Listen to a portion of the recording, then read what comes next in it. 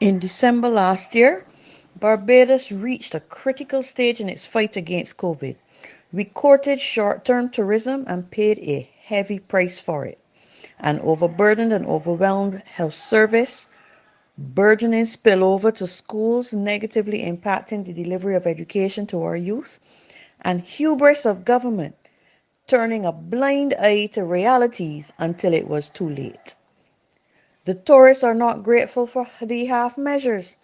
Their test results are delayed when they arrive and when they attempt to leave, as the best of Santos lab struggles to cope. Their holidays are ruined and they vow never to return. Last time, the Minister of Tourism, Lisa Cummins, threw money at the problem, while the Prime Minister belatedly locked down the country. We are right back here again. What will the government's response be? The citizens of Barbados have been met with vacillating positioning as the government scrambles for popularity. They court the tourists, inviting the vaccinated and unvaccinated in full knowledge that our people are vulnerable, having not reached anywhere near herd immunity. They court the business sector, hell-bent on pushing through the pending disaster of rising infections and positivity rate in a desperate attempt to save an economy that it has no interest, energy, nor desire to diversify or digitize. They court the popular vote by resisting the policy decision of mandatory vaccination despite expensive and unnecessary legal opinion. Only belated effort was made to educate our people as to the usefulness of the vaccine. Hopefully, it is not a little too late with hardened minds to the learning. This is not just about vaccines as another weapon in the arsenal to fight COVID.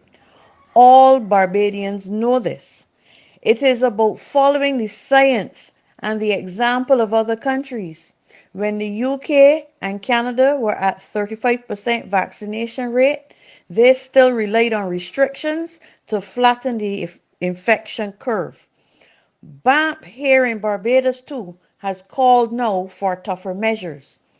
This Mottley administration is not learning from its policy blunders and remains behind the eight ball.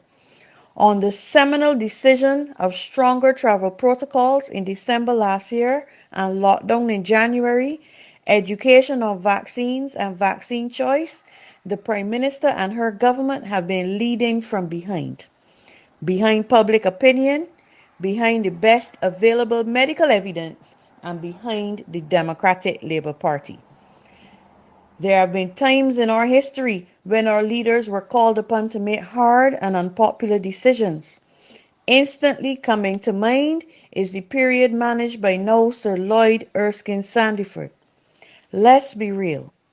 We are facing a public health crisis that has caused an economic crisis.